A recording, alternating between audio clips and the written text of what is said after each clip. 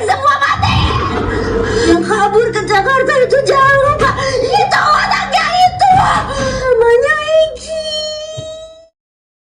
Sabtu 27 Agustus. Hari itu Pina ke salon untuk potong rambut bersama temannya Linda. Di salon tantenya Linda, yaitu Tante Hesti. Pina memotong rambut karena rambutnya rusak, ditempel permen karet oleh temannya yang membulinya di sekolah. Pina meminta potongan rambutnya dibungkus untuk dibawa pulang. Pina janjian dengan kakaknya Mbak Marni di alun-alun jam 8 malam. Setelah beres, mereka berdua bergegas pergi ke alun-alun. Gelagat Pina sangat aneh. Dia memberi sebuah amplop kecil kepada Linda. Linda bertanya, "Ini apa?" Pina menjawab, "Nanti dibukanya kalau kamu lagi kangen aku." Tiba di alun-alun, mereka nonton sebuah pagelaran. Nenek Pina menelepon, mengabarkan bahwa Mbak Marni sedikit telat ke alun-alun karena ban motornya bocor. Pina menyuruh nenek agar Mbak Marni tak usah ke alun-alun. Pina akan pulang naik ojek. Tak lama, Deden tetangganya Lina datang, hendak mengantar Linda pulang. Saat itu Deden datang dengan Zaki. Linda meminta Zaki untuk mengantar Pina pulang. Zaki berkata, "Boleh, tapi dia mau ke Taman Sumber dulu untuk kirim barang ke temannya." Firasat-firasat aneh sudah nampak. Mereka dikagetkan dengan jatuhnya sebuah katel tukang dagang.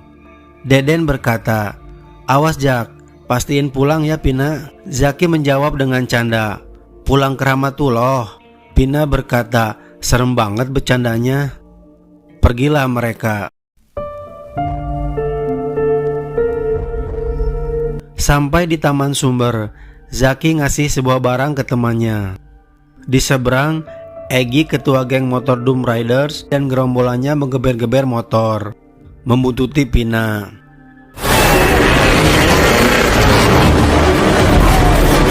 Tepat di jalan flyover ke Pompongan, Zaki dipukul hingga mereka berdua terjungkal. Langsung dihajar edan-edanan dengan kayu balok hingga mereka pingsan.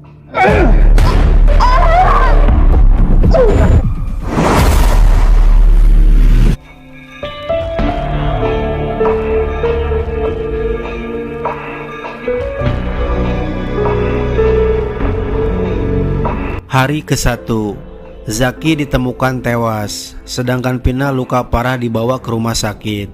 Unit Laka Lantas langsung melakukan olah TKP dengan kesimpulan awal bahwa peristiwa tersebut murni kecelakaan tunggal. Ayah Pina, Wasnadi, dan kakeknya Sadullah datang ke TKP karena ditelepon. Pak Kapolres AKBP Indra menyuruh anak buahnya mengantar Pak Sadullah dan Wasnadi ke rumah sakit karena 10 menit yang lalu Pina dibawa ke rumah sakit. Ini adalah Dani, seorang jurnalis dan konten kreator misteri. Akhirnya Pina meninggal. Jenazahnya disemayamkan di rumah. Pelayat berdatangan. Nenek Pina sangat sedih. Dia menangis tak henti-henti. Saat akan dimandikan, neneknya tak kuasa melihat jenazah Pina. Masya Allah, Nek. Udah. Dia terus menangis. Nenek mendengar suara Pina merintih kesakitan. Sakit, Nek. Nenek melihat luka-luka Pina seperti ada yang janggal. Karena hari hampir gelap, keluarga memutuskan akan memakamkan esok hari. Ibu Pina sedang bekerja di Malaysia, tak bisa pulang hari itu juga. Dia hanya bisa video call bersama Marliana, kakaknya Pina. Di tempat lain, Dani merasa kematian Pina ada yang janggal. Dia berniat untuk menyelidikinya. Hari kedua, Pina dimakamkan. Teman-teman heran, kenapa Linda tak datang di pemakaman Pina. Banyak wartawan yang meliput, termasuk Dani juga. Linda memang tak datang ke pemakaman. Linda shock berat karena sahabat sejatinya telah meninggal. Linda merasa bersalah karena Linda lah yang menyuruh Zaki mengantar pulang Pina. Kita ke Dani. Dani mendatangi salon Tante Hesti untuk menanyakan Pina. Tante Hesti membenarkan sebelum dibunuh Pina datang ke sini untuk memotong rambut karena rambutnya ada yang nempel permen karet. Tante Hesti menyuruh Dani mendatangi Linda karena selain Linda teman dekat Pina, Linda juga spesial, bisa melihat yang gaib-gaib.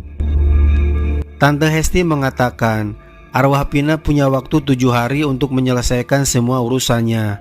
Bisa dendam, amarah, atau menuntut keadilan. Atau bisa juga barang yang seharusnya tak dikubur seperti susuk, behel, atau rambut palsu. Kembali ke Linda. Linda mengurung diri terus di kamar. Dia melamun tentang Pina di masa lalu. Di sekolah Pina marak geng motor. Di antaranya geng Doom Riders. Teman Pina, Lukman, ikut-ikutan masuk geng. Pina bercerita pada neneknya bahwa di sekolah Pina dibully, tapi Pina bisa melawan. Sambil bercanda si nenek ngasih nasihat, kalau dibully sama cowok, bawa ke tempat ramai, terus tampar mukanya biar malu. Kembali ke masa sekarang. Jam 2 pagi nenek terbangun. Di meja ada kakek. Nenek menceritakan saat memandikan banyak luka di tubuh Pina.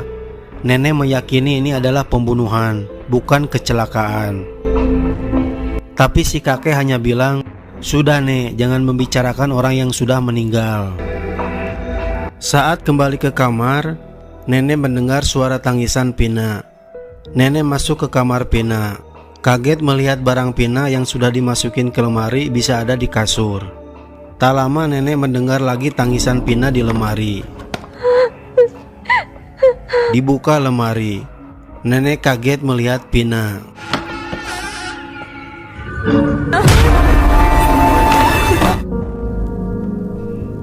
Hari ketiga, nenek dan Marliana ke kantor polisi untuk melihat barang-barang Pina. Potongan rambut Pina yang sudah dimasukin ke lemari kok bisa ada di kantor polisi. Dalam hati nenek. Tiba-tiba Dani datang, memperkenalkan diri dan memberi kartu nama. Datang juga Pak Indra, menanyakan apa ada barang Pina yang hilang dan memberitahu bahwa penyelidikan belum selesai, sehingga barang-barang Pina belum bisa dibawa pulang. Kita ke Linda. Linda masih hanyut dalam kesedihan, hingga Linda mimpi buruk tentang Pina.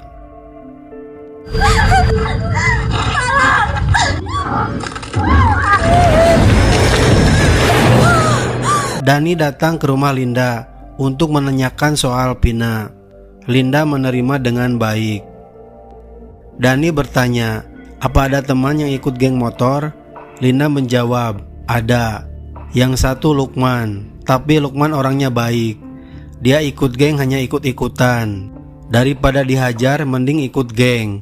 Satu lagi ada anak motor yang suka gangguin Pina. Namanya Egi. Dia suka ke sekolah menjemput pacarnya Tika. Suatu hari saat pulang sekolah, Pina dikasih es krim oleh Egi. Pina menerimanya. Tika, pacarnya Egi, melihat itu langsung marah. Besoknya Pina dibully oleh geng Tika. Rambutnya ditempel permen karet. Pina membalas dengan menyiram air pel ke Tika. Egi juga sama kurang ajarnya. Pernah kita berdua bertemu di kopi shop. Egi memaksa agar Pina duduk di sampingnya. Pina melawan dan mencari tempat duduk lain.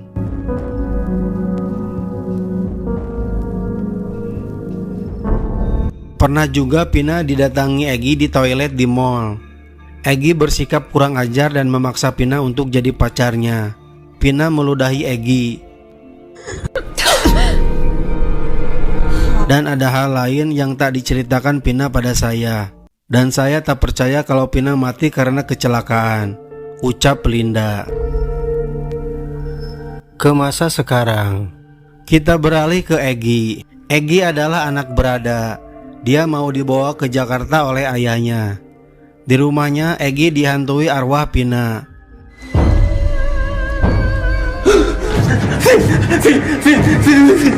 Ternyata ketua geng didatangi setan mewek juga. Egi menangis hampir meloncat dari lantai atas. Untung ditahan oleh orang tuanya. Udah, Egi tenang ya. Hari keempat, Linda membuka amplop yang diberikan Pina di awal film. Isinya bikin Linda nangis.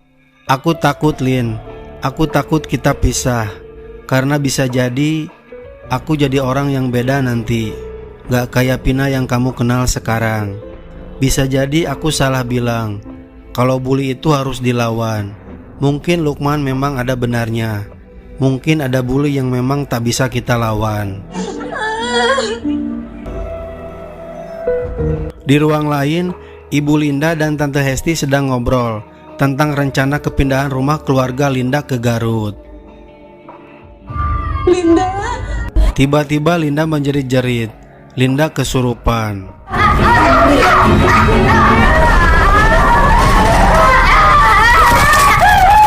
Kembali ke rumah Pina. Nenek masih kebingungan. Kemarin nenek menyimpan potongan rambut Pina, tapi tiba-tiba potongan rambut ada di kantor polisi. Marliana menjawab, "Gak mungkin, Nek, karena Pina belum sempat pulang setelah potong rambut di salon." Nenek merasa Pina ingin memberi petunjuk soal kematiannya. Tiba-tiba ada tamu. Deden, tetangganya Linda, ngasih tahu bahwa Linda kesurupan arwah Pina. Arwah Pina tak akan keluar sebelum ngobrol dengan keluarganya. Nenek, ayah, dan Marliana langsung pergi ke rumah Linda. Tiba di rumah Linda, suasana begitu haru, sangat menyesakan. Arwah Pina menceritakan bagaimana Pina dibunuh. Marliana merekam. Pina dibunuh, Nek. Wasnadi berkata, "Bukannya kecelakaan, Nok. Coba ceritain ke bapak dan nenek." Pina tahu-tahu dipukul pakai balok gede. Tangan Pina patah. Tak kuat nenek menangis. Nenek menanyakan, "Kalau kepala Nok kenapa?" Tadinya dibenturi ke mata. Pina nggak bisa lihat apa-apa, Nek. Di flyover Kepompongan, Pina dan Zaki pingsan. Langsung dibawa ke suatu tempat. Pina lagi diperkosa.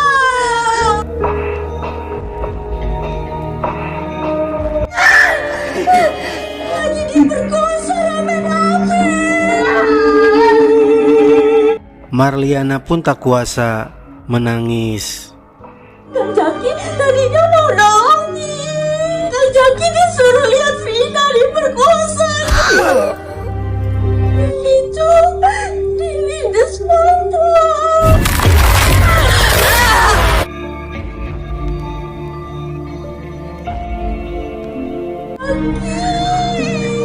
Setelah puas menganiaya Pina dan Zaki, para berandalan ini langsung menyimpan di flyover Kepompongan untuk mengelabui polisi, seolah-olah terjadi kecelakaan.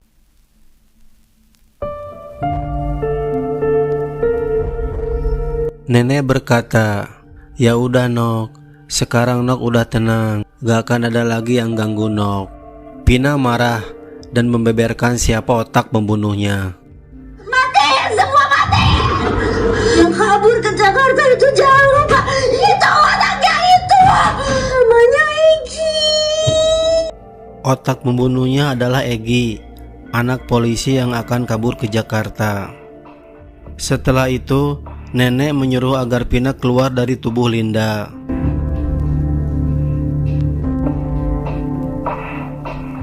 Tante Hesti berkata, "Sebelum 7 hari, kita harus membereskan agar Pina tenang di alam sana."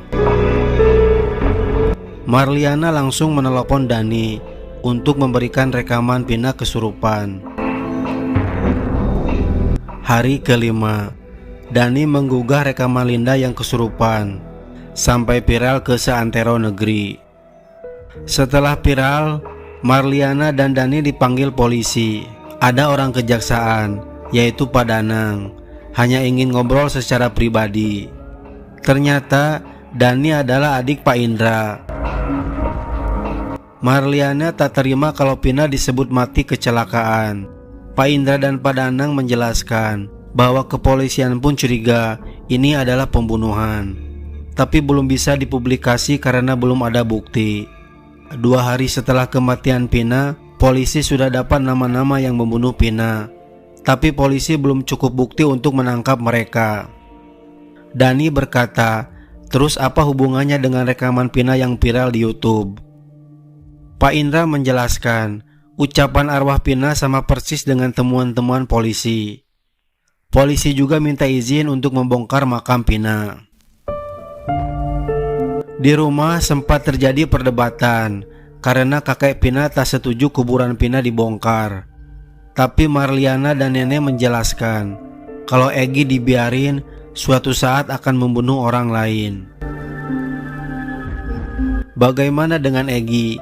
Egi terus dihantui arwah Pina.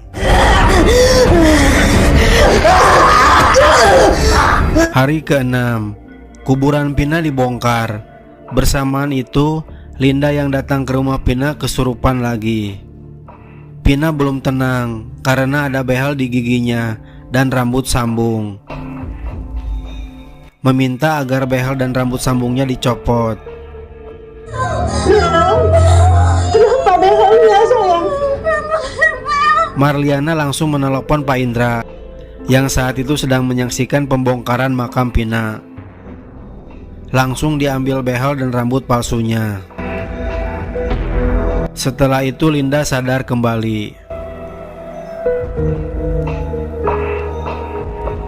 Tak membutuhkan waktu lama, polisi langsung menangkap para pelaku.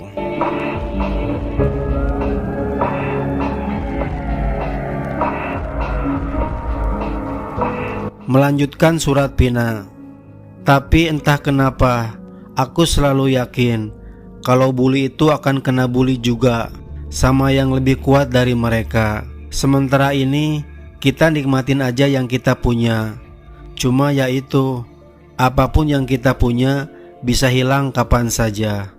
Kita nggak tahu. Kalau kita emang benar-benar pisah nanti, aku udah cukup bersyukur pernah jadi sahabat kamu, sempat jadi bagian dari hidup kamu. Maaf ya Lin, aku lagi belajar pasrah biar enggak terlalu berat bila lepas apa yang kita punya.